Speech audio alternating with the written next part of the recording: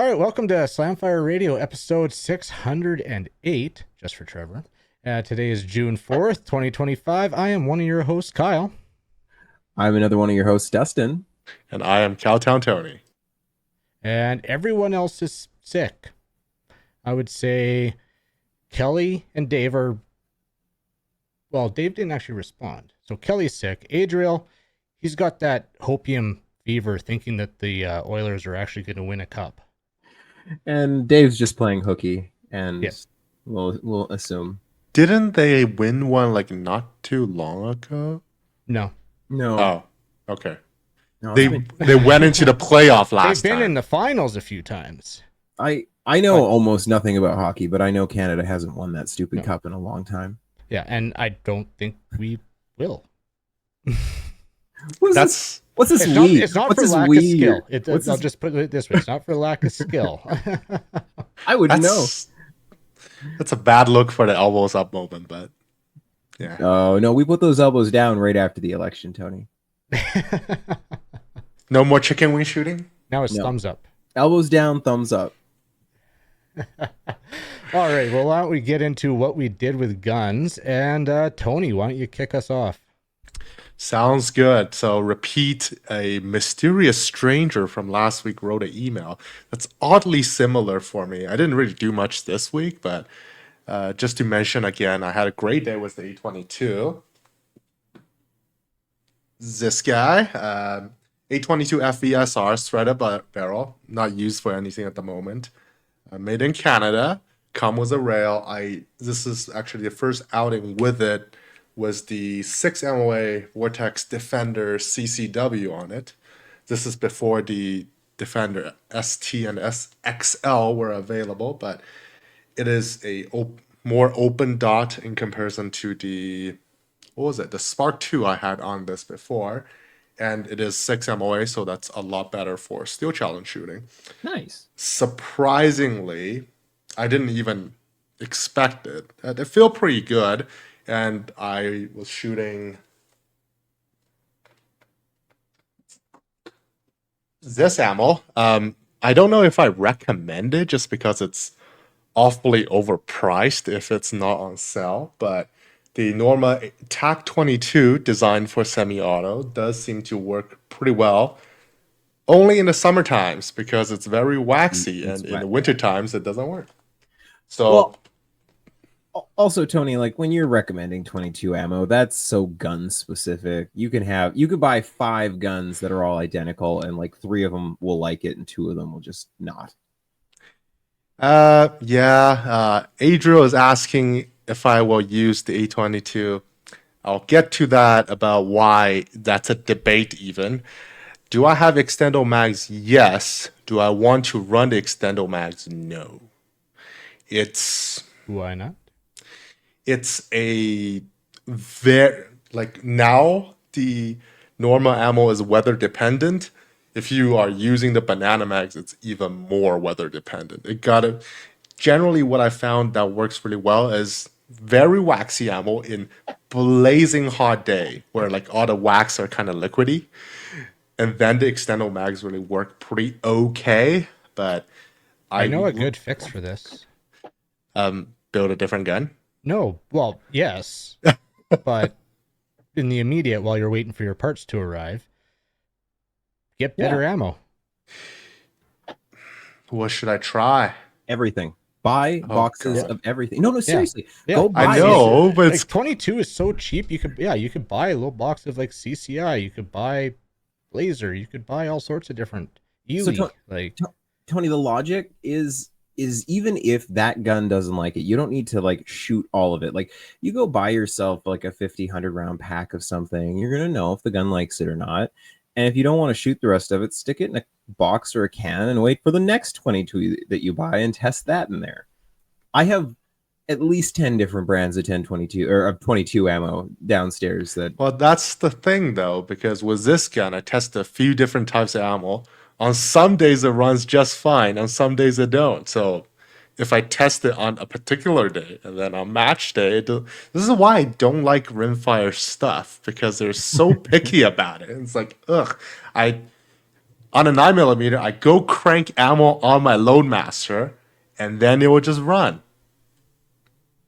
What I'm So- hearing is you need to spend more time in different shooting conditions with your 22s so that you can like figure out those variables like, okay, this ammo with this gun at this temperature or this weather, you know, dynamics. It's like, I hope you're keeping track of like the weather if your gun's that fussy. I think it's more temperature related. Well, Alberta is usually pretty dry. It's not like we're shooting a lot of wet days, but the match is within a month, so do I really have time to deal with all that? Also, there's a restricted capacity division. I'll just shoot that. So I'll be showing up with my 14 round loaded pump action shotgun and 10 round in my 10 A22. Or, uh huh. As a Canadian living in a country that has magazine restrictions on most things, I think it is your duty that if you are legally able, you shoot with the most capacity mags that you can. Yes. I don't see a lot of GSG 16 and 15s running out there with the 110 drums. Just saying. Okay, Just saying. Yeah, but that's not a good example. Those guns are okay at the best of times, and like A drum you know, mag it can be finicky, and you are taking a risk with the yeah. drum mag.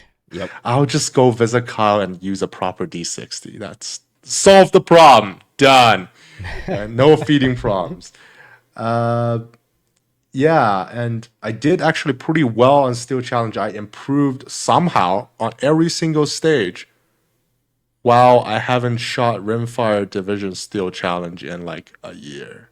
So Wow. that's Yeah, but kind of You've surprising. been shooting though, so I've been shooting, not much though. I think the last match I shot was October. That was a what did I shoot that? That was well, I guess that was on actually on the A22. yeah.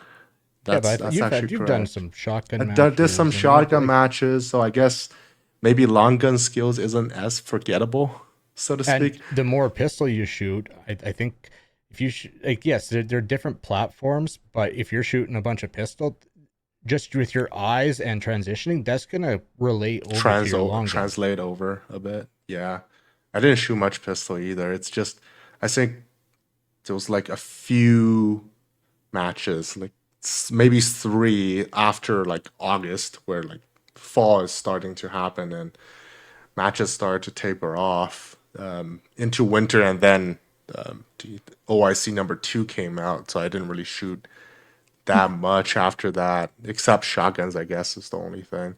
And I did mention I'm in the process of building a new 22, and since Adriel is not on here, there's going to be a research show coming up pretty soon that I will share some of my findings, and there also Adriel can showcase some of his already done builds, and I might be able to take some experience from that.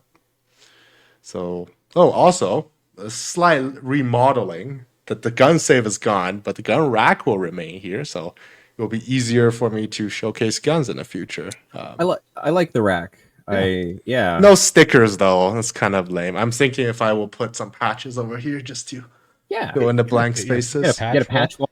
Yeah. Yeah. I just have my guns leaning up there. I should really get a rack just for the. I have a gun rack, but we use it for all of our Guitar Hero controllers downstairs. So. Well, okay, let's go to Dustin then, since you're on the screen. I was trying to show the guns leaning up against the They're posters. there. Well, I didn't mean to talk over you. Are you done? Yep, I'm done. All right.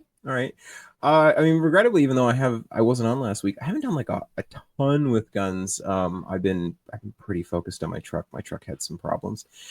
But I did clean a couple of guns, which was good. It was from my trip with the roommates a few weeks back. And I did, as a little treat to myself, once I got my truck fixed, I went out and shot my 22 in the bush just for a little plinking therapy. And yeah, my Maple Seed 1022 is a laser beam, and it is just never not a delight to shoot. Spent a bunch, so I was saving some money. I didn't know what gun I was gonna buy. I've had my eye on a few, and I've been sort of saving money for that, as you know, funds are a little tighter than they used to be. and I spent a bunch of that money on truck repairs, which hurt, but I have a functional vehicle again, which is good after spending an entire weekend under it. Did have to do a little bit of gunsmithing. One of my roommates has this CZ over under, and Oh, comes to me in the kitchen, with the half of his gun and this little piece, this little tiny piece of metal, and he's like, "Is this part of the firing pin?" I pulled the trigger a couple of times, and it made a weird noise, and this bit fell out, and it flew. yeah, and I'm like, yeah, that definitely looks like a piece of the firing pin. So we open that up and rip it out and get him set up with getting a new one. So that was fun, and Wolverine Supplies is the warranty center for CZ shotguns in Canada, so yeah, they'll get you sorted, no problem. You should just send it in.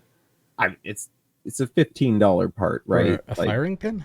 Yeah, I'm not going to send we're not sending. I saw this the country for a firing pin. I saw this started broken, but in reality, you only need to send a receiver and trigger group. You don't need to send the barrels to them. I can change a firing pin in an over-under, Tony. No. I said I thought it started out broken, so you should have just sent the whole thing instead. No. It was a functional gun, and it decided to rapidly decompose, disassemble itself. Unscheduled disassembly. But so we'll fix that. Opened it up, took the rest of the firing pin out, and let him start the process of getting in touch with the right folks, and just kind of point him in the right direction, because I wasn't going to do all the work for him. But why not? So that was kind of fun. I haven't put my gunsmithing hat on for a second. I'm still waiting to hear back about my my ATF 6, NIA 6 form, or 6 NIA. I saw they responded to you on the first time pretty quickly. They did. But I don't know. It's been 2 weeks. I'm hoping to hear back soon, because it's been about 2 weeks since I sent the revision in, and usually it takes a couple weeks for them to process those. So, fingers crossed. I still have a couple of months before our trip, so it's not like it's an emergency or anything. But a couple more weeks, maybe I'll reach out to them, just see where things are at with it. But yeah, I honestly haven't done a whole lot more than that. A little bit of hopium, and a little bit of something we'll talk about in the main topic, just in regards to keeping folks' spirits up. But and like I said, a little hopium, and we'll talk about that in the news. But that's all I did. What about you, Kyle? What'd you get up to? Same. Not a whole lot. I'm busy transition at work, but I did pick up the AR-10 lower that came in. Ooh. And so I got that all put together. Nice. Oh. So we got it without buttstock, but with the buffer tube, because I had this MBA 3 stock sitting here.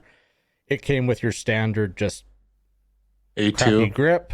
Yeah, A2 grip. So I was deciding between black or tan, and Gage decided that tan was needed. Yeah, agreed. So, and of course, upper receivers don't come with charging handles, so we had this one kicking around.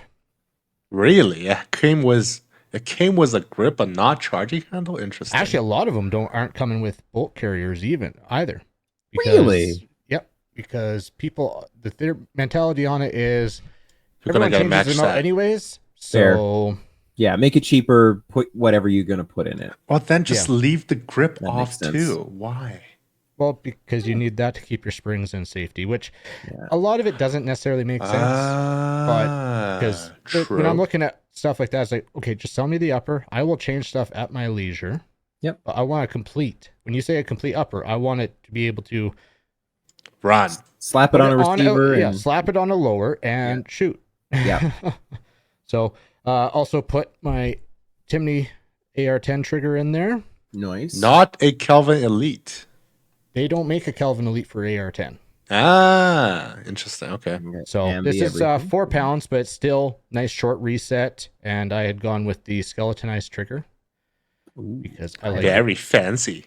Well, it's got to look different, right? I know that it's custom. And then I had one of their 49er safeties, so I threw that on as well. Like that. So yeah, now I just need an optic for it. What are you thinking? Apex. Well, Apex, yeah. Of Gotta course. be Apex. They have an LPVO, I remember. Yeah, 1 to 10 edge. There you go. Done. But that's on my competition rifle. So I'm Get another actually, one. thing is, this is 308. Mhm. So You want some more range. exactly. I'm thinking of the Hunter actually. Ah. So that's a 3 to 15 power. It's got more of their PRS style reticle. Got a nice middle ground, and because if I actually make it out hunting while I'm here, I might take this out hunting. And Yes. Did you hunt last year or no? I didn't make it out. I did get a tag last year, but I never made it out for my 4-day season. What 4 days? So that's like federally. That's what I got for my mule deer tag, and it just didn't happen. I didn't put in for any draws this year, so it'll be like 4 Barbary sheep, some turkey in the fall maybe. Cool. So Yeah. I just find I've been getting so busy that setting aside time, especially for a 4-day season, is just all that time and everything for 4 days. Does it cover the weekend? Yeah, like you have a 4-day stretch when you get some of these tags. Huh. Maybe Yeah. you should involve yourself in like muzzle loading. And I don't know. I don't think Western. It's still a draw here. Whoa, really? Huh. Oh yeah, the hunting here in New Mexico is a lot different than we're used to. Yeah. So yeah, it's a lot different, and like the draw system is a lottery. It's not priority points. It's not like, oh, okay, I know in a year or two I'm gonna draw this tag, and I will have a month, 2 months to make it happen. No, it's I might get drawn, or I might never get drawn. Right. And yeah, like a lot of seasons are like 4 days. Yeah. I did not know New Mexico was like that. Well, it's just like Interesting. I mean, think about the environment. The game, the amount of game is so much different than we have in like BC or Alberta, right? Like, right, but yeah, I mean they got some good elk hunting here. fair. But everyone wants to go after that. Yeah. So even to get into a good area, like that's one of those that quite possibly, if you choose your area wrong, you could like never get drawn for it. Yeah. So yeah, you gotta look at your draw odds, everything, and yeah, that and like the area I got drawn for last year after I got drew for it, guys were telling me, oh, that is an extremely difficult zone to hunt. So already you were like, yeah. I like spending time in the bush, but there's no bush where I drew, so it's not even like hanging out in the bush. It's just mountain desert, nothing. Right. Hoping to see something. And yeah, as my son Twitch commented, it happened to fall on my wife's birthday. Ah, that'll do it. There was another reason for that as well. Yep. that's not happening then. Well, you guys didn't go out hunting together? That's true. No. We will. Like, she really wants to do turkey hunting. So, Yeah. Oh, that's cool. Yeah. Stay very quiet, make some noises. And like where I want to go, it's close by, and it's over the counter. So Nice. Awesome. So maybe we'll make it out for that here this fall. Have you ever done a turkey hunt? Because I know No. Alberta is very limited. In that Alberta, regard. yeah, I've never even put in for turkey because of, and it's all like up around like Hinton, Grand Prairie. There's no turkey up there. I would have had to No, go I think to it's southern only like Alberta. southeast, like Medicine Hat, Lethbridge kind of spot, and I think it's only that too. Yeah. So yeah, I'd like to, just like I'd like to do sandhill crane and some dove hunting. I would love to do a turkey hunt. Does BC not have it? I don't know. I've never explored I don't recall. it here. I mean, probably. I don't know. I don't know where there would be turkeys up here. I know they're supposed to be ornery, but I really want to. I want to shoot a turkey in the face. Which is the correct way to do it. Yeah. Yeah. Debating on selling my PCC as well. What? Yeah. It just Already? Just because the world is over?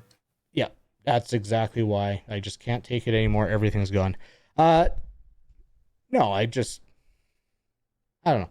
I probably won't, but I don't see myself shooting it. And like, I either got to do a ton of tuning with it, or I sell it and then get something that that I'm trying to make it run like.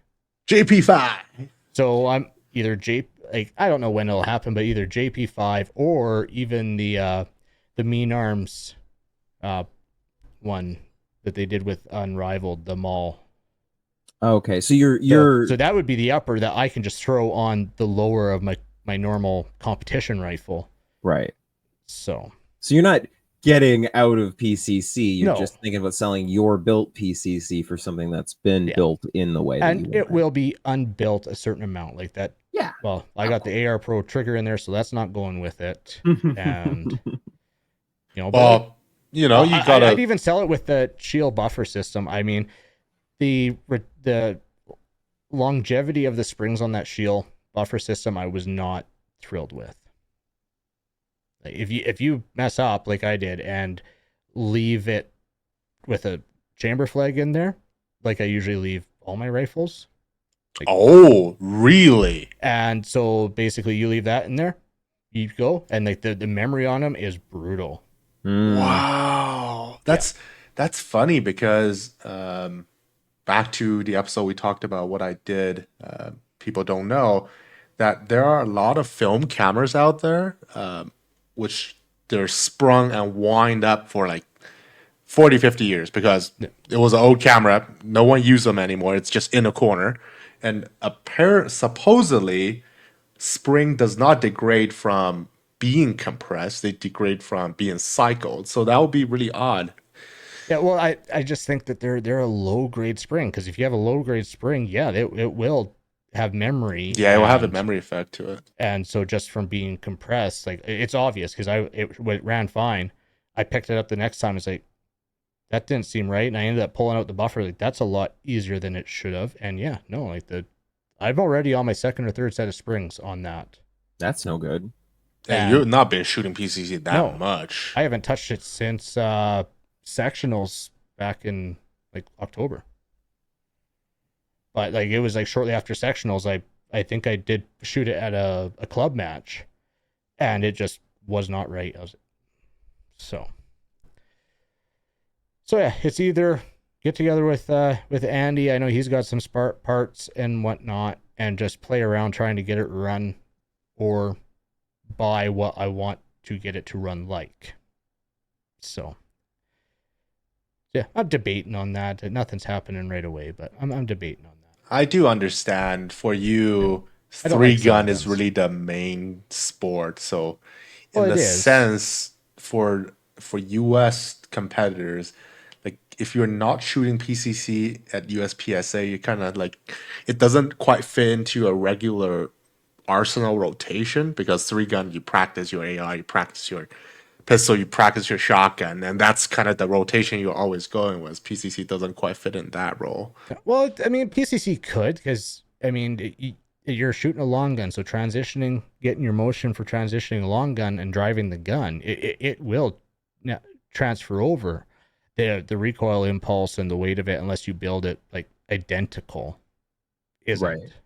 Like I don't think you're ever going to get the recoil impulse to be the same, but yeah, it's just like I said, it's something I'm debating on. I don't want to sell it, but on the same token, it's just sitting there, and especially if I buy something different, it's not going to get used. That's fair. It will sit there, and if I can sell that and use those funds towards something else gun related, or even a trip gun related, so we'll see. That makes sense. See what I end up doing. I was about to get all like get all offended that you were getting out of PCC because it's my favorite. But PCC is fun. I like playing that. It's fun. Fair. But we gotta get something that just stays the same all the time. Yeah. So, but yeah, that's pretty much it for me. Let's get into upcoming events. Yes. Maple Seeds, Kelly and Adriel aren't on. I see there is events coming up June 8th, Rocky Rod and Gun Club in Alberta. June 14th in Rockville District Fish and Game, Ontario. 21st and 22nd, Stittsville, Ontario. And 28th, one in Havelock Sportsman Club in New Brunswick. And one in Ontario Blue Ridge Sportsman Club. Ooh. Okay. So quite a few coming up. Awesome. So that you go to mapleseedrifleman.com. You can register and find a Maple Seed close to you. Coming up on July 12th and 13th, the Apex Rocky Mountain Challenge. It's a 2-day qualifier match that Apex Optics is putting on, and I know that they're going to have a bunch of the team doing ROing and helping staff the match. And so just go to Apex's site, and that's where they have a link to register. Last week there was like 70 spots left. And actually in a couple weeks we're going to have Vanya on to talk about that match as well. And Cannot wait. so, and I got to apologize to him because I realized after the show last week I screwed up on pronouncing his name. I don't know why or how, but yeah. Moving on, Ontario Rifle Association, they got, I know they're doing events throughout the year. So if you go to OntarioRifleAssociation.ca, you can see their calendar, look for their matches, and I think they might even put their training days up there. Looks like they have 2 championships coming up. ORA annual provincial championship on the 15th. That's August 15th, sorry. And then on the same month, on the 18th, Canadian full bore rifle championship. Ooh, awesome. 18th to 24th. Oh, quite a few days too. Okay. And good chance to see Dave out at those ones as well. Yeah. 3-gun matches. You can find whatever 3-gun matches are going on at 3gun.ca. Notables that I know about is this weekend at for Mighty Peace 3-gun up in Peace River. They have another 2-day event going on. Cost is $80. They basically, supper Saturday and pancake breakfast Sunday included. They're going to do 6 stages on Saturday and 4 on Sunday to give people traveling a chance to get home at a decent time. That's awesome. So, sounds like that's what Peace River's doing this year, and I think that's to get their numbers up. They're not doing single-day matches. They're just doing multi-day matches. Yeah. Which, hey, cool. That gives the people from Edmonton, Wainwright, Calgary. Yeah. It makes it worthwhile for them to travel up for the match. Well, and if they're doing supper and breakfast too, like, okay, 2 of your meals are taken care of. $80 for a multi-day match. That's a good deal. Yeah. That's good. Oh yeah, and you can camp right on site. First come, first serve for receptacles, and they have a bunch of they have a few 15-amp receptacles and whatnot. So nice. So yeah, but yeah, camping is encouraged because there's always the fire in the evenings and everything. Yep. And another one this weekend, if you can't make it to Peace River or you don't shoot 3-gun, is National Range Day. So find your local range, find whatever range is doing something near you for National Range Day, and go enjoy the sport of shooting. I miss every National Range Day, as I said. It is my partner's birthday weekend, and that takes priority. Exactly. That means National Range Day on Saturday, because it's always going to be Saturday. Well, actually, it's the first Saturday of June every year. Yeah, Saturday of June. So last year it wasn't. Last year it was on the 1st. Yeah, we're celebrating the birthday on the Saturday. I'm sure having that discussion. Can we change? Can we reschedule your birthday around to Sunday? Do right? day at the range, and then whatever supper evening shenanigans afterwards. Fair. I have a pretty good romantic day planned for the Saturday, so we're gonna have a nice time. But yeah, everybody should go out and support National Range Day. It's important and growing. We'll move on to the news. There was a shooting in North York last night, and I didn't read the articles. Somebody posted up an article. Maybe give us a rundown on it.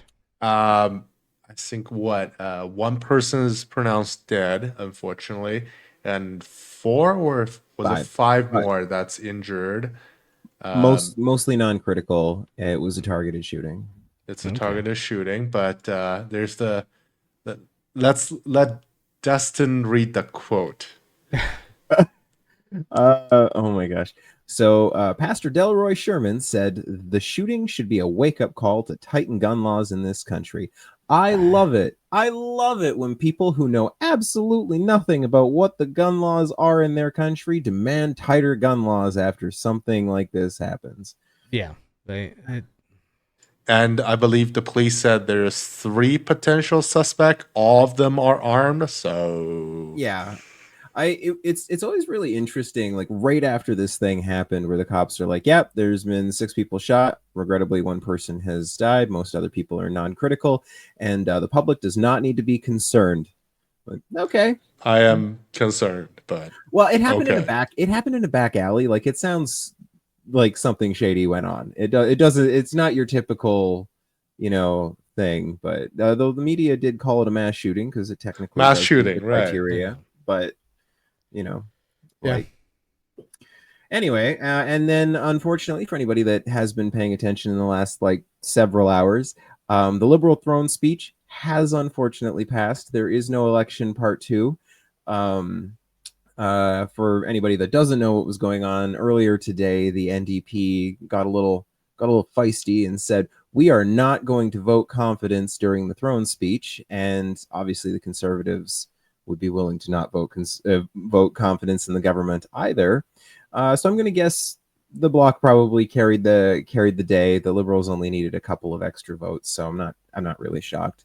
The Bloc did promise them a year before they'd flip the government. So, but still, it was kind of fun and interesting seeing people like go all crazy on social media for a minute. Like we might have another election. We're not going to have another election. Anyway, I didn't think it was gonna happen. no, there was like a 5% chance was the number I gave it. So. Yeah. All right. Well, that's pretty much all the news we saw this week. New gun stuff. Tony's put a couple more YouTube videos in Yep. here. So the first one is a experiment video was the beet eaters. I would have to say it's not that scientific, so I wouldn't take too much from it. It's really lacking data sets. I think they tested a 30-30, 308, 6.5, 300 Win mag, and they shot a 50 for good measure. But they are not really shooting a lot of the flat nose guns, 357 mag, 44, 450 Bushmaster, 350 Legends. Like that's where the traditional shoot through the bush idea came from, so to speak.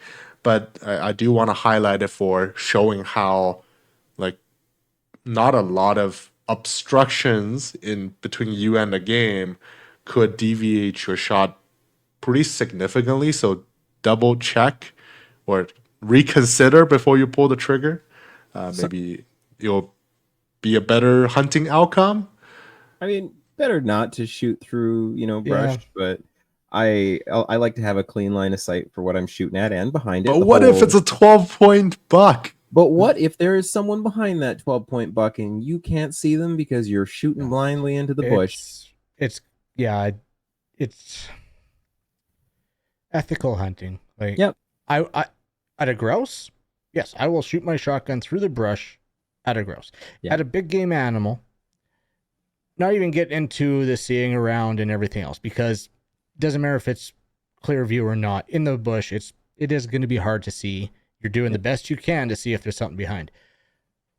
My thing is, okay, yeah, you've shot this gun through the bush, or yeah, you think you can make it through there, but you hit that branch, like a really good entanglement. The chance of wounding that animal and now chasing, You're running off. Yeah. Yeah. It's a which I mess you don't don't think want. many hunters are actually like, oh yeah, I'm just gonna shoot through this. It's just a little bit of brush. I'll shoot through that. I don't know many hunters, and don't hear of many hunters taking those shots. Not good I'm hunters. thinking because we're in the Western continent, there isn't as much like trees in comparison to maybe the Midwest. It would maybe be a more, I don't know, more common practice. I don't know. Not sure. But it's good to get that out again Definitely. and more, like actually show, hey, look how far it deviated. So Absolutely. I just posted one here that we've got to talk about after. Tony, you should, if you're going to keep posting these YouTube videos, you should screen cap a couple of these things so we can at least show some images for folks. You got something to share. Maybe, yeah. I post them on our Discord server though, so you'll be able to Okay. see them links.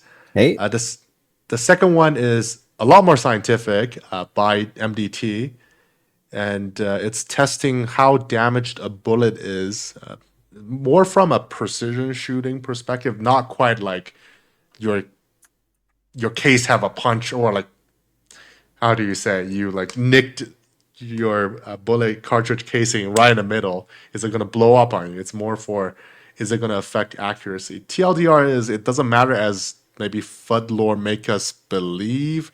Like regular handling of the ammo is okay. Dropping the bullet off the bench when you're reloading is pretty much okay.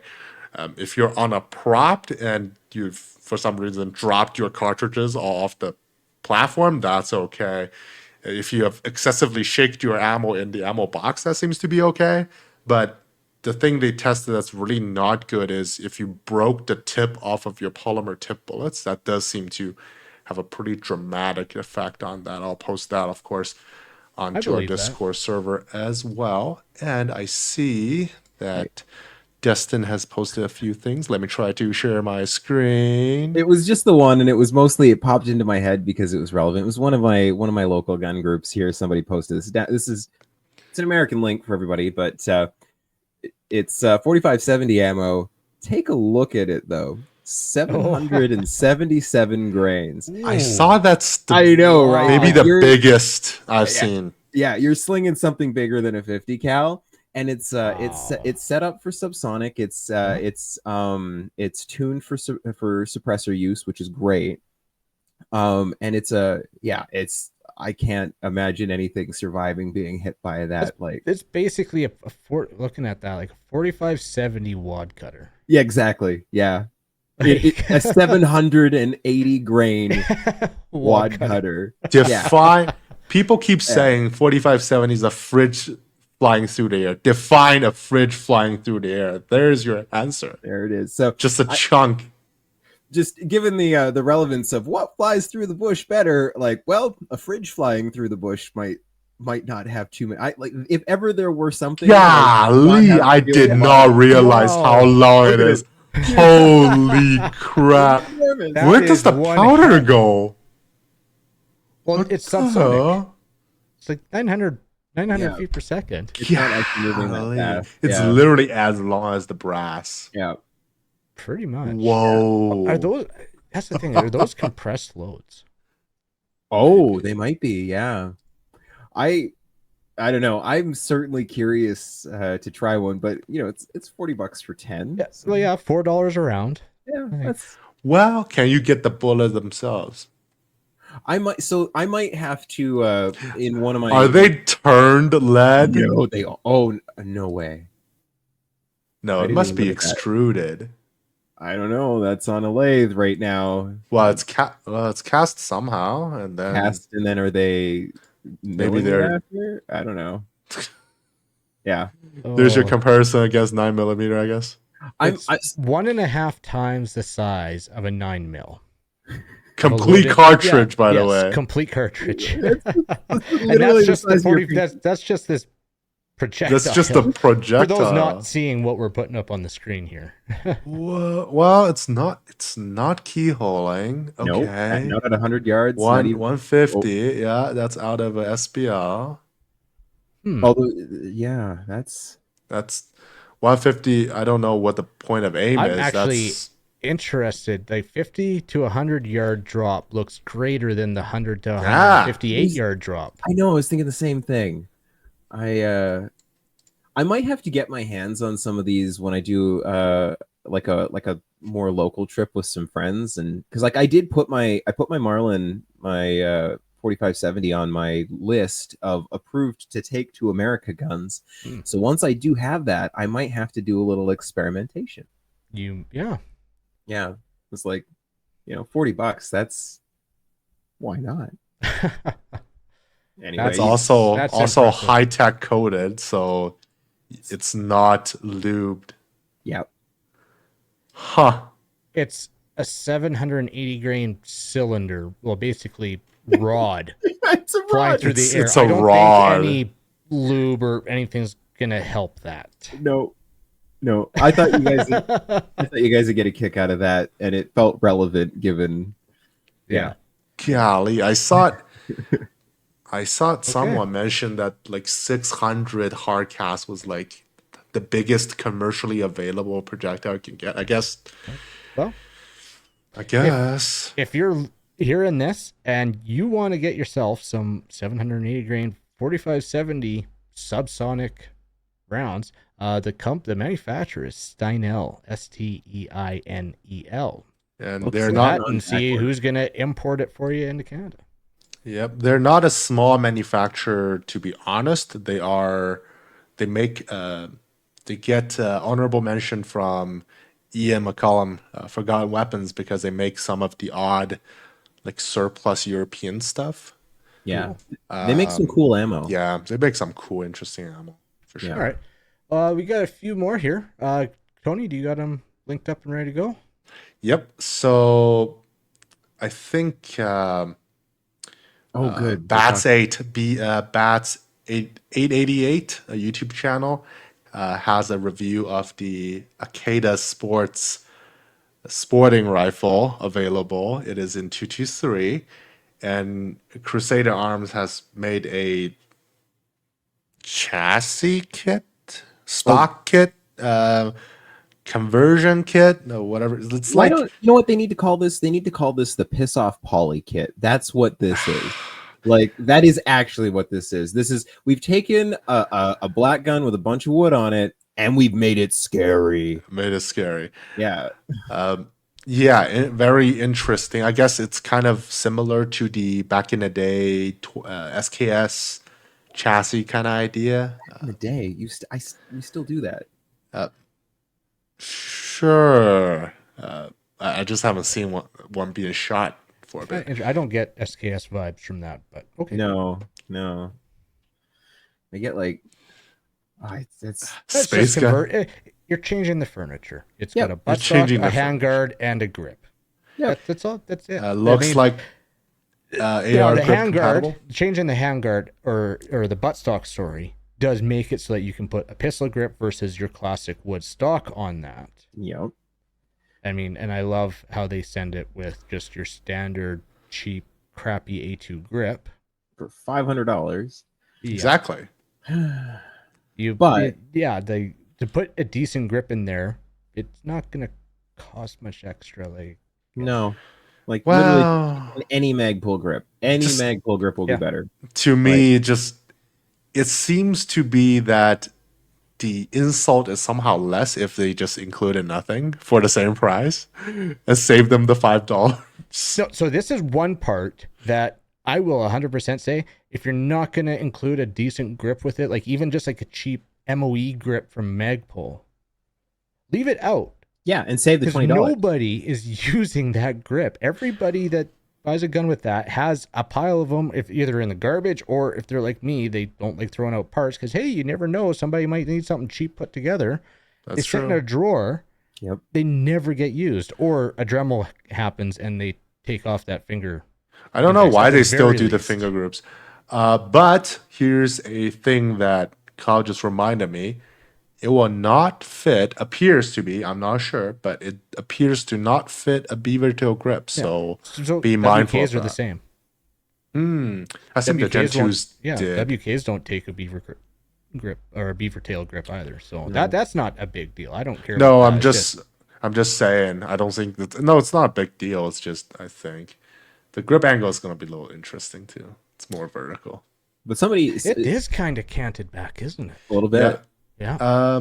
It's kind of similar to the TM22, I think, where like the mounting surface isn't square with the gun, like how an AR would be designed. But I'm just looking now. Is there a way to?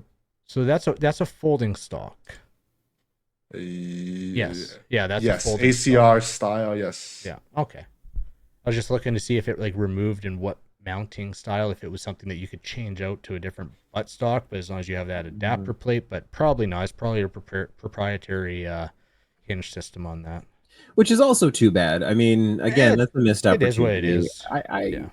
Yeah, fair. I'm as somebody who also, along with like a box of those stupid A2 grips, I do have another box of stocks that it would be lovely to put on something. So It's cool. It is cool. I mean, $500 you get a buttstock and a handguard.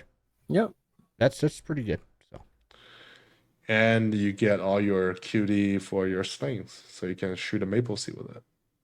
Yeah, somebody posted like 3-gun. Oh, yeah, it's that video. 3-gun is back. Like, It's kind of funny though. all right, what else we got? We have the Oh yes, M-Lock yeah. C climb grip, vertical grip, revolving shotgun. I just want to puke at this. I bet Dustin loves this right now. $799 from Tactical Import TR410. I bounce back and forth between loving this and hating it, and I don't know where I live on it. Okay, you know what? From the trigger group forward, yep, I like it. Agreed. It's behind the trigger grip that Everything. just makes me want to puke. Yeah. So you wanted to have a traditional stock? No, I just not wanted that. to have a nice looking stock and grip. Yeah. I'm with you actually. I think the like you said, everything behind the trigger group is actually what I have a problem with. Like if I just look from the pistol grip forward, that gun looks cool. And then that stock doesn't. It should be standard buffer tube though. No? It doesn't look Not for sale to the USA. well, no, it's too short. It's an SBR. Yeah, it's an SBS. Yes. Correct. Or yeah, SBS. It'd be SBS. Yeah. Yeah, but The stock telescopes doesn't. Yeah, it's got. Yeah, you can see the lever for adjusting it. That I'm just thinking if it's gonna be an option. buffer tube. I mean, not everybody has to like everything, but is a possibility to change that stock out if it's that. Looks like it might be your standard style of buffer tube where you might be able to get. Doesn't say, are but we it does have a hunting plug kit. oh, good. Yeah, so we can go hunt with it. Let's plug up a couple of the chambers and. Oh my god, that's like what? How do you set it What up? do you mean? It's not semi-auto. Well, to waterfowl. Well, dual action. Waterfowl, you still just need, Okay, yeah, the 2 rounds, right? I think even putting a different stock on that though, I really question if we're not just putting lipstick on a peg. Well, I agree. I think it non-adjustable, more like the tactical lever actions that have been Yeah. teased. Steel shot rated and Like a takes. skeletonized, classic-looking stock. That's the best I can describe it. Yep, I agree. I think I'm right there with you. You know, if you had that and like lose the pistol grip, do the skeletonized metal frame, classic form of stock, I think you'd have it because like pistol grip. That just doesn't look right. But we're Like not shopping this? for that gun right now. It's anyway. Honestly, that would be better. That would so make it feel more of a cool. traditional stock style. Yeah, Plus, but it looks modern, right? Like Yeah. I also I like the idea of that too. I do the same thing because it's a 410 anyway, so you could put your little sleeve for like 6 extra rounds there, just like that extra little. I don't know, it'd look cool. You could make that gun look cooler than it does. you could, yeah. Somebody So get on it. For the listeners, we're looking at the Magpul ELG enhanced lever gun stock. I think is how it's called. Yeah, so that's more Not bad. acceptable. Yeah, not bad. Anyway, But what's the last What one? was Takes- the barrel length on that? Uh, Was that a 12-inch or something? Maybe less. 9.4 in Yeah. length. 9.4. Okay. Three- Yeah, 27 overall. So Yep, and then it does take interchangeable chokes, so you can take it to your local trap and ski club. Yeah. You're you gonna know what? shoot a 9-inch 410 barrel for Anybody, that would be Why not? entertaining. That would be entertaining. if anybody brought this to a trap and skeet club, and beyond the fact that they would get asked to leave immediately, Yeah. but the second they uncrated that, I want to be there for the head turns when you unbox it, and if you manage to light off a round before someone asks you not so politely to get out of there. I will You know give what? a shout out right here to here, the Calgary range, south of Calgary. They will let you shoot it. Really? Yep. Hey, cool.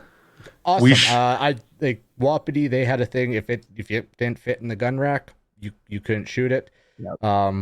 But hey, no, cool that they're doing it. I know we've been kind of crapping on this gun, but if somebody likes it, hey, all the power to you. I think it is cool. It is. Half of it looks gross, but it is cool, and yeah, I mean, heck, why not? Yep. What's the last one we got here? It's a very golden Oh, EG this Arms one. the mini rabbit ear side lever double barrel side by side. It's kind of interesting.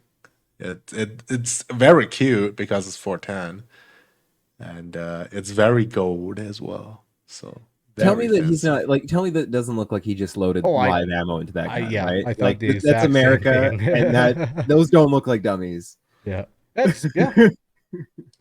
cool. All right.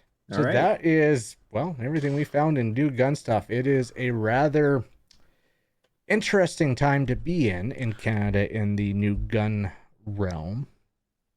There is some definite interesting stuff. And to go along with that theme, it seems, in New Gun Stuff, we figured our main topic would be, how do you stay motivated to be a gun enthusiast, a competitor, anything of the sort in the gun world in the current climate that is Canada?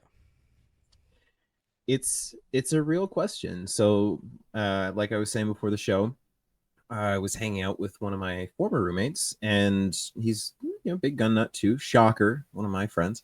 But and I was talking with him like, hey, we should plan to go shoot guns again. We haven't done that in a while together, and he's super apathetic about it. Very, very much like I don't even know how motivated I feel. Most of my stuff's banned. I only have like 2 things I get to use, and I'm like, oh, you have more than 2 things. He's like, yeah, well, my handguns don't count, and very, very. I think there's a lot of folks still feeling really defeated, and obviously, like, we thought the uphill battle was almost over. It's not. Shocker. And the question, like, how do any of us manage to keep the faith, as it were? How do you stay positive? How do you stay engaged? I mean, Kyle, it's a little bit easier for you.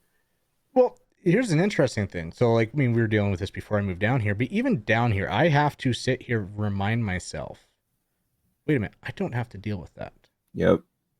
Because I feel it down here when we go over this stuff. I feel it down here, like, man, oh man, like, wait a minute, no, I don't have to deal with that. So even though I don't, it still affects me. So I mean, I can only feel for all my friends and everybody that are still in Canada trying to do it, and it is a legit question. How do you stay motivated? How do you get the gumption to find something that you can shoot, to go shoot a competition or something? And really, if I were to give like one recommendation, because I was there, it was before things got even worse. Because if I was up there right now, I honestly don't know how hard I would be trying to stay in 3-gun. I think I've said that before. Like, yep. I mean, there are a bunch of divisions coming out and people trying to make it viable and fun, not just ridiculous. Yeah.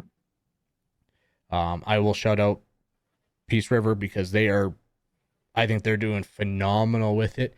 Steve came down for Superstition, and he's bringing ideas from Superstition, trying to recreate the stages. I know there's one stage this weekend that it's got activators everywhere, and activators activating activators, and really, really going to town on the stage design stuff that Peace River, like, I mean, Steve's been running that for years. You guys get tired, but he came down here, saw some new stuff, and instantly he's up there trying reinvigorating it. And so if I were to have a suggestion, go to a match. Yeah. Find the gear, borrow the gear, whatever. I mean, we had 3 guys sharing one rifle even down here in the States. If you have to borrow guns, whatever, go shoot a match, because when you shoot that match, you're going to remember why you're doing this. Yeah. It's not the guns, it's the people. You're 100. I keep talking over you. Oh, it's all right. You're 100% right. It is, right? It's the camaraderie. That's what's fun about it. That's what was fun about it in the first place, right? Like, shooting guns is fun. Getting really good at it is fun. But there is a level of community and camaraderie.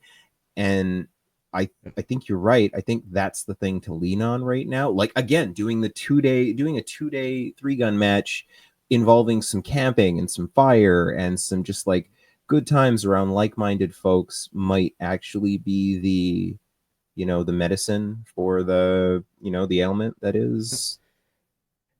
And I mean, okay, maybe you're not going to spend thousands of dollars to build like the top 22 or get yourself an M1 Garand and race that out or that stuff. But that's where, okay, it's not to the point where it used to be, where even just in Canada, 3 out of 4 weekends a month, well, in Western Canada at least, you could be shooting a 3-gun match. Yeah. It's not that way. It's like once a month. Some months you have 2, because I mean, Chaz is still doing monthly. I mean, you're still in that Western Canada area. Oh, we forgot one piece of news. Oh. Summer Brutality did not have the registrants, so both the Ontario, the East and the West matches got canceled. Apparently, if you're in the West match, you got free entry to a training course or something. But we're on the topic, and it's like, and that comes down to, that was a very specific match. Yeah. And that comes down to buying the rifle, because I don't know. I don't follow that crowd enough to know what, if anything, was being able to be done to adjust to the laws. It sucks to see a match not go forward. It doesn't matter what match, what I think of the match, or whatever, or what anyone thinks. Seeing a match canceled sucks. Yeah. I wasn't sure if you guys talked about that last week or not. No, we didn't. That was sad. But on to what I was saying, like, I'm not suggesting you go spend thousands of dollars. That's tough, because every time, last few years we've done that, you turn around and, oh, yeah, the stuff I just bought just got banned. Oh, the stuff I just bought just got banned. But there are, at least for the foreseeable future, I think there are some safe sports out there. Yeah. And there are companies like, okay, we want to talk EPSIC. I know there's companies working on rentals, loaners. There's enough shooters with enough pistols already that I'm sure you can find a loaner to go shoot EPSIC. Yep. It's tougher one to get into, but at least there's one gun you got to worry about, not 2 or 3.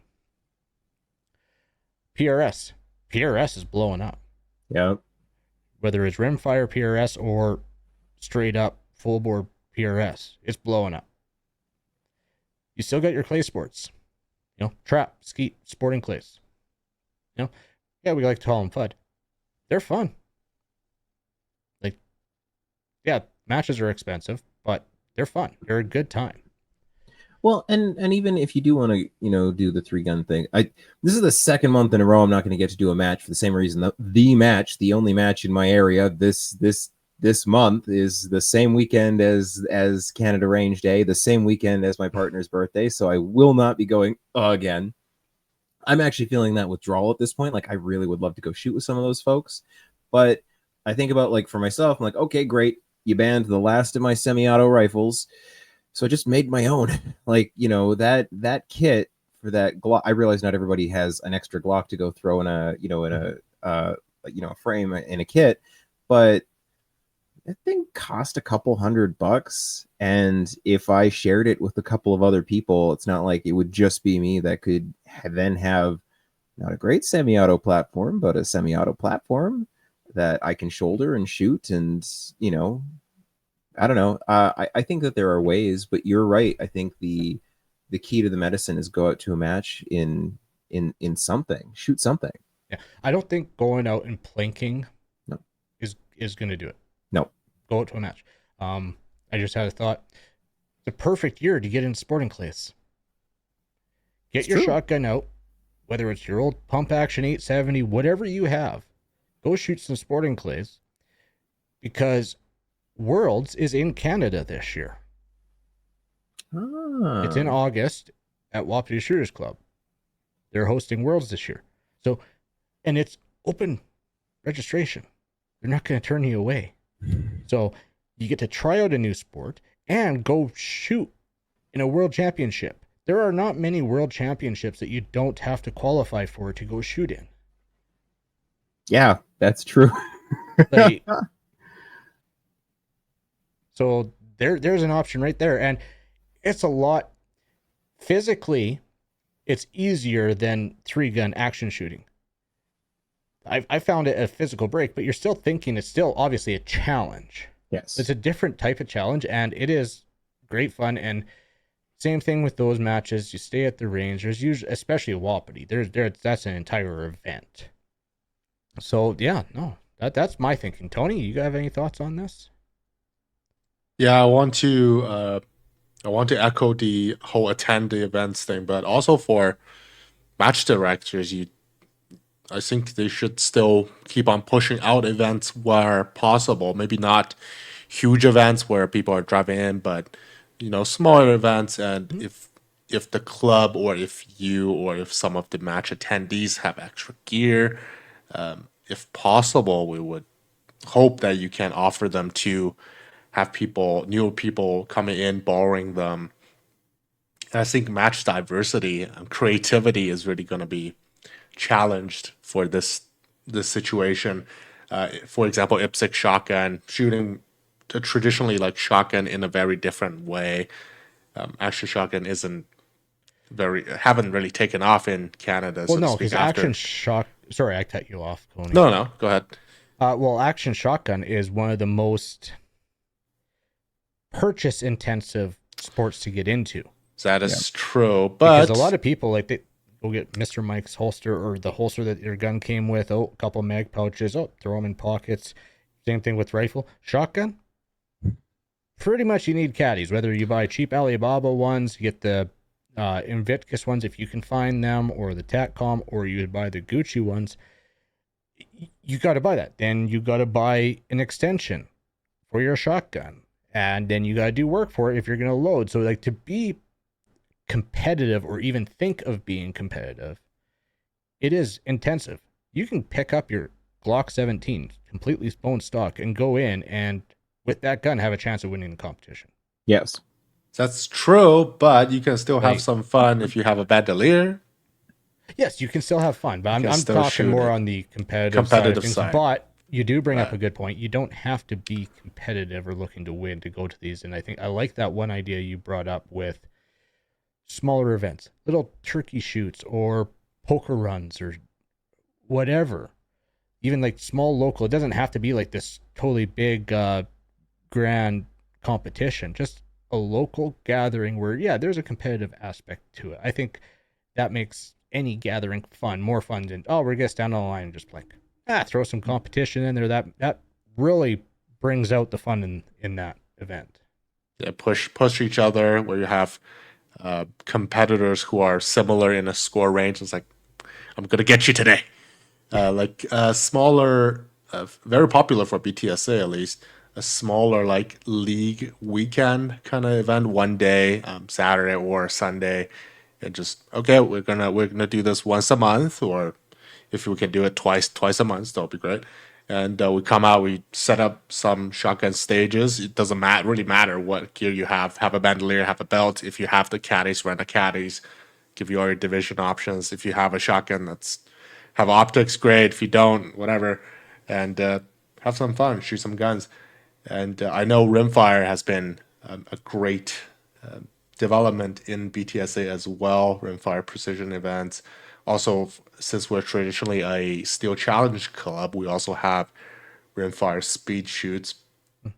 I haven't really seen like Rimfire IPSC, like mini rifle stuff in Alberta yet, but I'm expecting that to maybe happen a little bit as well. That would be cool. Yeah, that Yeah. would be. And um, maybe build a new gun, have some fun with it. You don't have to like Yeah. get into the sport. I think like taking a look at what other people have, borrowing some gear if possible. That'd be a great way to start it, just to have a feel for it. It's like, okay, this is actually something I'm interested in, and then invest in it later. I think that's also Oh yeah. a good way. You don't want to, buy a $300 gun here, another $300 gun there. And you tried all the things, and you found what you wanted, but then you have to waste all the guns that you got previously. That's not like you bought $300 guns you're not completely satisfied with. Instead, you should probably pull all the money together and build the gun you want and you need for competition. I think But that might be a tip. I think that there's still an element. So like again, I'm thinking about, my friend who's not necessarily into competition shooting. Like he wanted to get into competition shooting. Just every time he turned around, something else that he was going to use got banned. He has There's a pistols though. couple It's times like I such an invited him out. exclusive Oh club no, right no, now. no. I understand, and but I think that there's an element. So like I think you guys hit on a really really important point. Like going out to a match is huge, especially for anybody that does already have some level of competition shooting under their belt. Going out to a match is going to reinvigorate that. It's going to, because you're going to be around people that make you feel good about this thing, right? Because like for better or for worse, we spent the last 5 years just being beat down at every Yeah. turn and told we're the devil.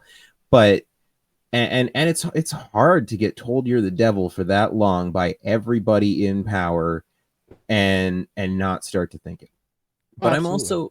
I'm also thinking about folks that like guns and were interested, or still like maybe like there's still that spark, but how to encourage that spark. And so like I think another important part is inviting folks out to those things, right? Like keeping not just the faith, but if you want to keep a thing alive, I think it's almost like imperative for all of us, for anybody who does any element of that, to bring someone, If like more so now.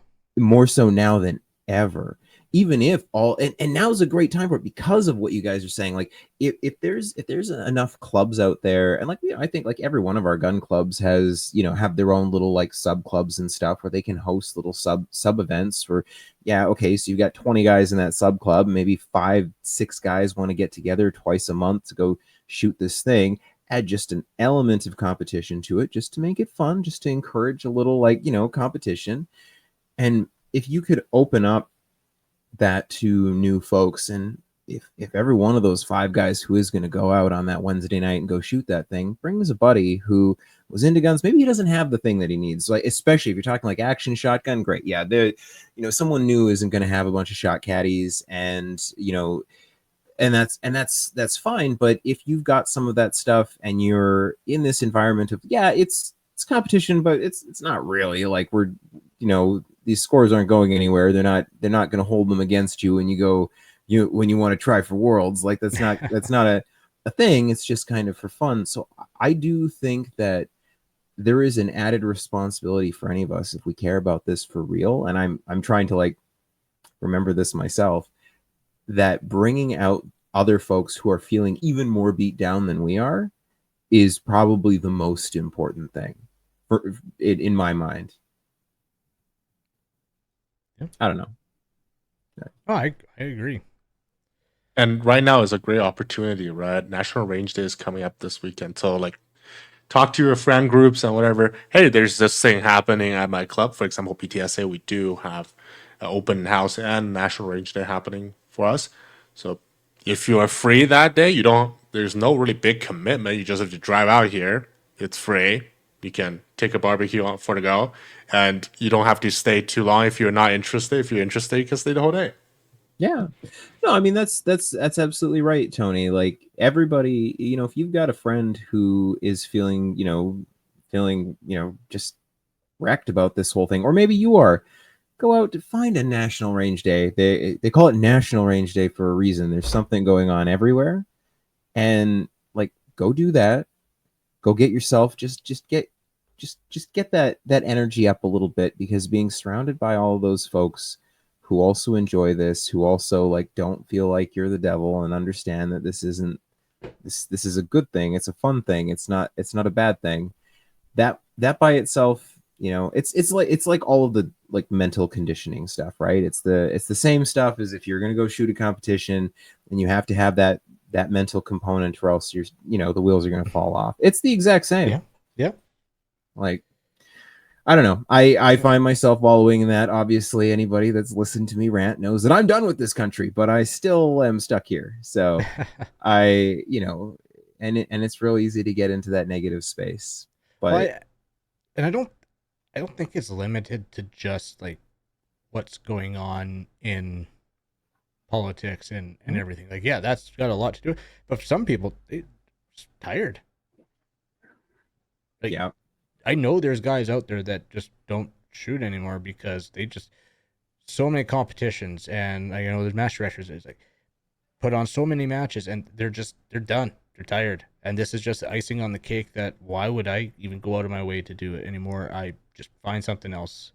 And I mean, I can understand that. I've gotten tired myself, but it's like you go out to a match, and that's what I'm saying. That reminds you why. Yeah, you want to do good, but ultimately, it's the people. It's that squad you're with and the people you're shooting with. That's what makes it. Yeah, you got two kinds of folks that, there's the folks that like, okay, I'm tired, but I'm still gonna go out and do this. I'm not gonna let this beat me down. And then there's the other group that, go and get into RC planes. Oh.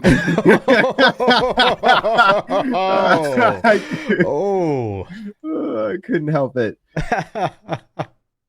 Love you, Trevor.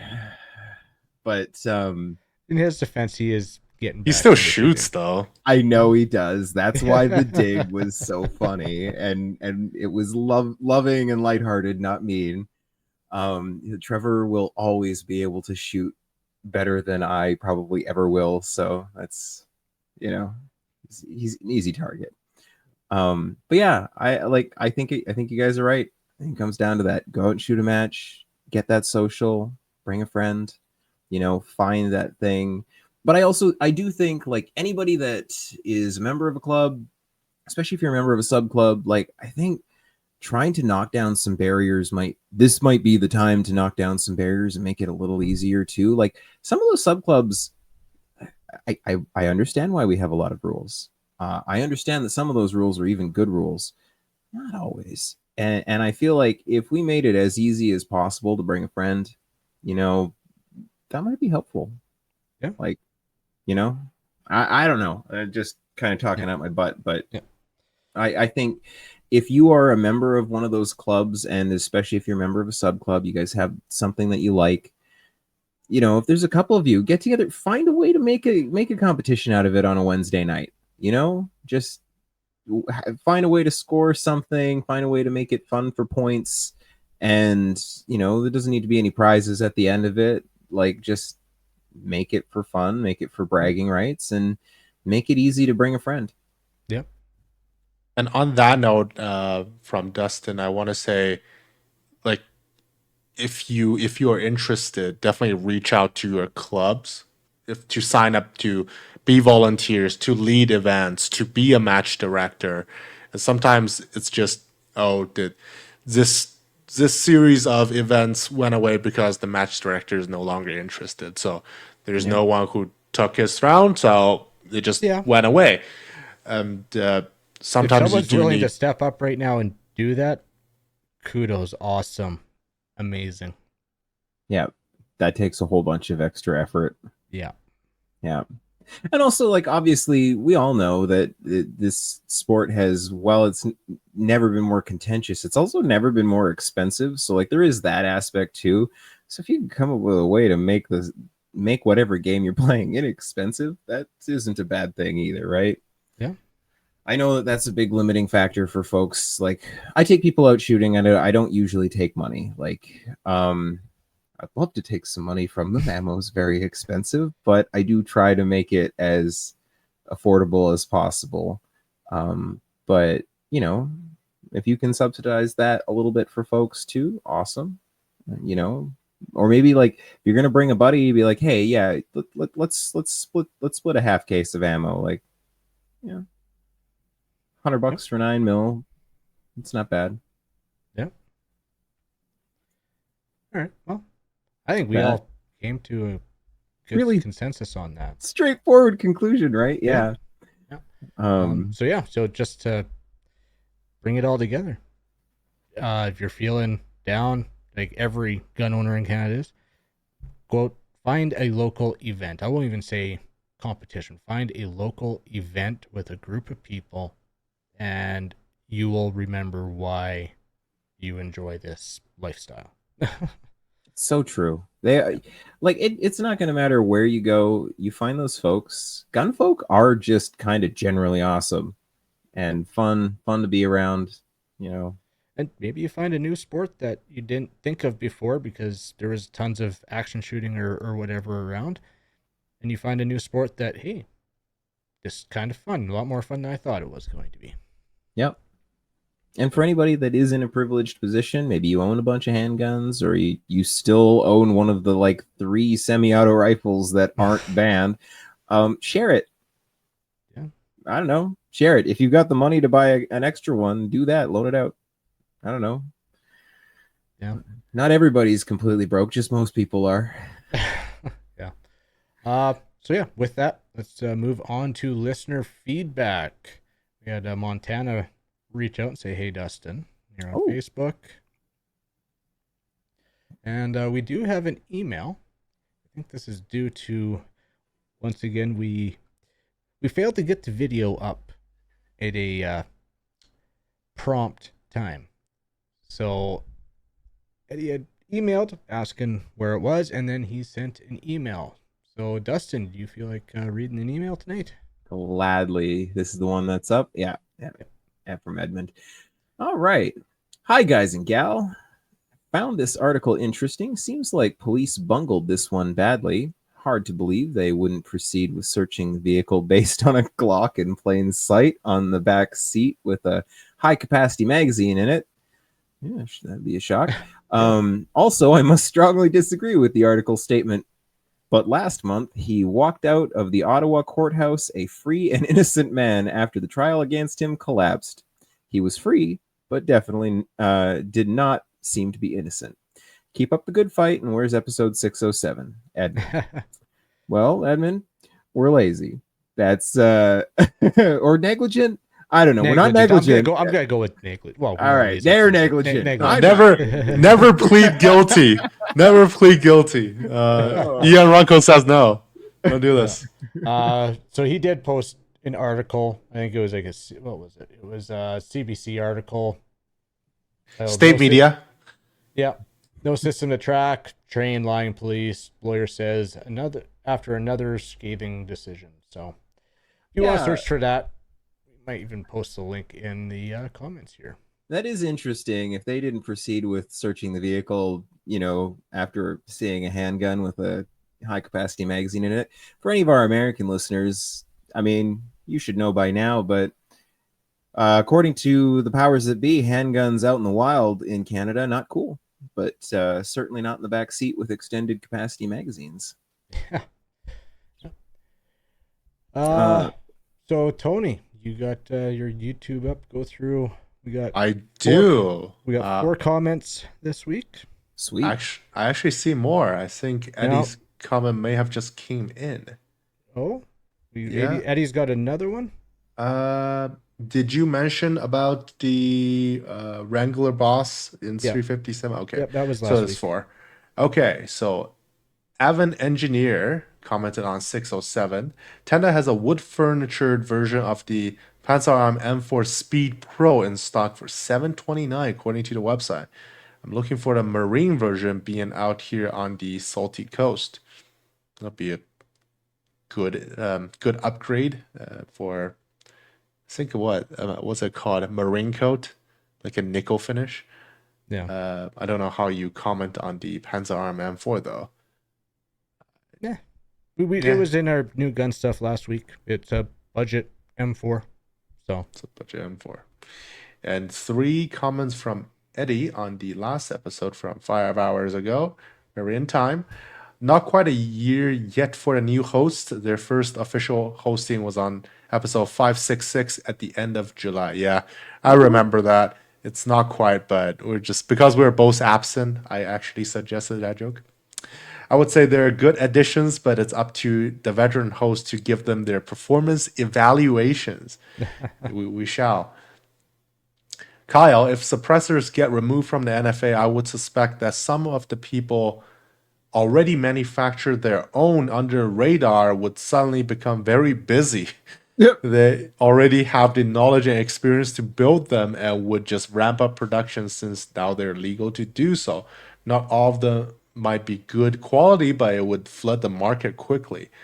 Yeah. How would having a left side charging handle on the Panzerarms M4 change your procedure from loading from a bolt lock? I assume the loading procedure would be dropping around through the port and hitting the oversized bolt release button, then quad loading. So I am prepared for this one. I read it ahead of time. Ah. So the way he described, if going right-handed, if you do a strong hand reload, yes, that makes sense. So for Dustin, I do have dummy rounds. Oh, it's appreciated. Thank you. Yeah. We're all safe and clear here. Yep. So He's from in the bolt freedom lock, land though.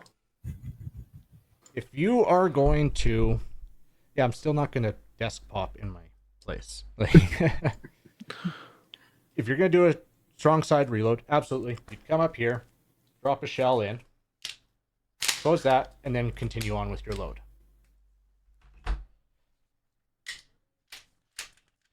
But if you load like I typically do, a weak hand reload, twisting your firearm around to drop that shell into that open port and then come around is awkward. So typically for a weak-handed reload from bolt lock, you would come up, hit your bolt release, continue on with your quad load, get all 4 in, and then as you come down, you hit the shell drop as you rack and chamber your round. Having a left side charge handle, now when you hit the bolt drop, the shell drop, it's not on the same side. Right. So you'd have to change how you do that. Probably wouldn't be as big of an issue because you just hit that. And I'm just thinking off the cuff here. As you're coming up, charge it. Yeah. But it would change the method on a weak-handed reload. I should specify that on a open bolt reload. That makes sense. You're muted, Tony. Is it only left hand charge, not both hand charge? No, it's optional. It's optional. It's got the cutout on the side of the receiver that you can go left side or right side charge. So it's just a comment. I like that. And then I added the comment in that it would change the bolt lock reload. Right, because you're not doing over the shoulder, slap it, quad. It gets the European style shell release makes it interesting because you have to load the whole tube, hit the release, and then rack it. What do you mean the European style?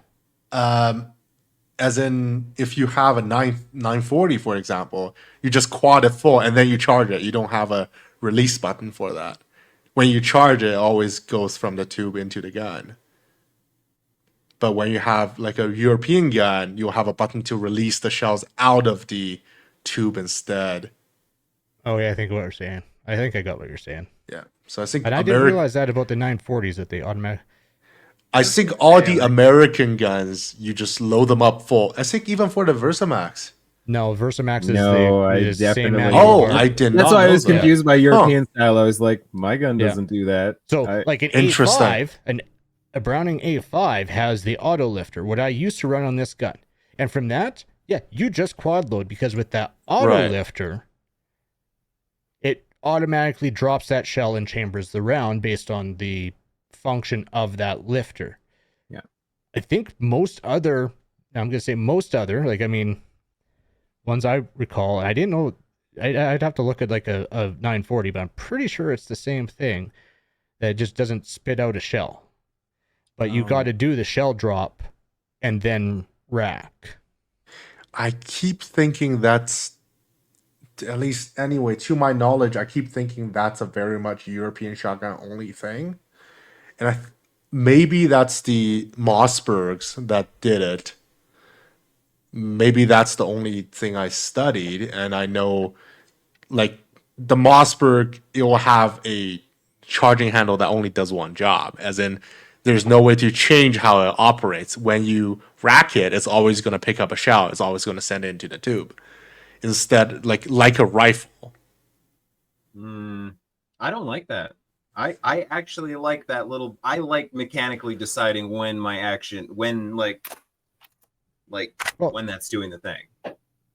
Yeah, it's something I will look into that, because on a tube-fed gun, I haven't seen one without an auto lifter that operates in the way that you're talking, Tony. Yeah, Hmm. Tony, this is So that's the key. Tube-fed.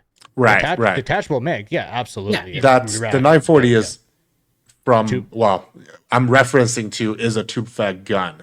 Yeah. But I could be very wrong on that. Yeah, I'll do some looking, and we will. Yeah, but yeah.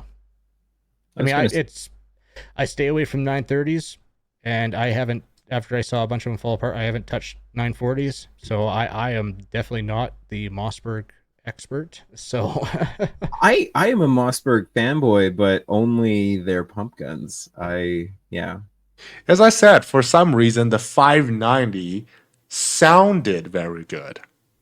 590 is very good. It is very good, but it's just for some reason I can tell in the fleet that I saw it that. sounds different. I saw that look, Kyle. Oh. Well, it's hard. It's hard to quad though that gun. I'm just gonna. Yeah, say. no, it's impossible to quad it. Yeah, any of my comments strictly from a competition mindset. Yeah. So No, it's true.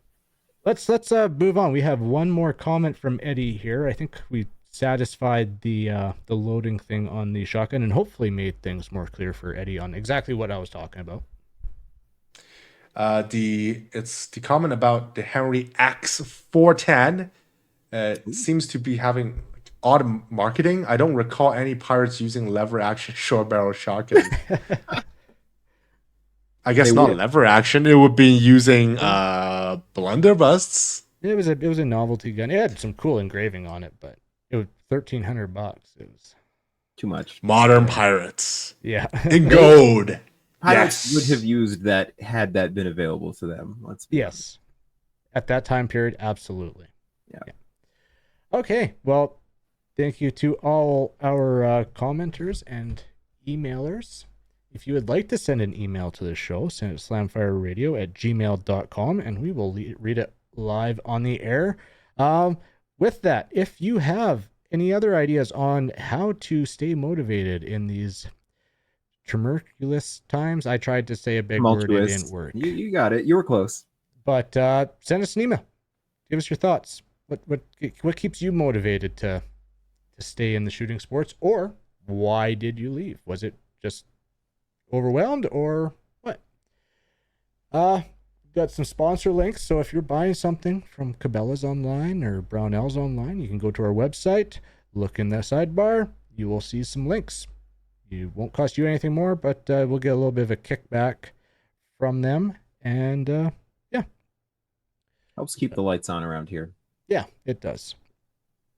You can also go find us on Player and Patreon. And at some point, we will get some Patreon stuff going. We No, should. we will. Yeah, we got to do should. some stuff there. Yeah. Yeah, let's go ahead into shout outs. Tony, you got any shout outs or I'll give- recommendations? I will give a shout out to. Did I talk about the recommendation last time? I forgot. I will give a shout out to Dustin and Dave for being the worst, trying to ask me to spend a lot of money. It's like, buy this, buy that. No, just buy it. Just buy more. You So said you're best asking the drawing. group, what should I do? Yeah. And- Buy the gun. yeah. Buy both guns. Yes. I was looking at a Right. looking at a Timony Calvin Elite trigger that was $525 for a 1022 trigger. That was very expensive. Yeah, but it's I might very pass sweet. for the first time. Very sweet. Yeah. I think I did a shout out on the Perf podcast was the two Adams. Yeah, that was Adam. a while ago. Yeah. Yep, but they're still putting on the new content, so good things to listen for. They are pretty diverse in their content, so it doesn't matter what sport you're shooting, you can always absorb some from their show. Cool. Dustin. Yeah, I'm gonna shout out to Montana Pete there, my very favorite AD that I think I've ever worked with. Miss you. If you're still watching, I hope we get to work together again sometime soon. Cool. And my recommendation is to go to your local club or find a club with an event going on and go shoot. Go find a bunch of people and just go shoot. Yep. With that, we do have a Discord. It's been mentioned a few times. Tony likes posting stuff up there. He posts stuff from the show. The other rest of us, we post stuff, and yeah, there's always conversation going on there. So find the link in the comments. Go join our Discord server. You can also watch us on Facebook, YouTube, Twitch, and Player. And join the CCFR, and we will see everyone next week. Night. Good night. Good night, Kelly.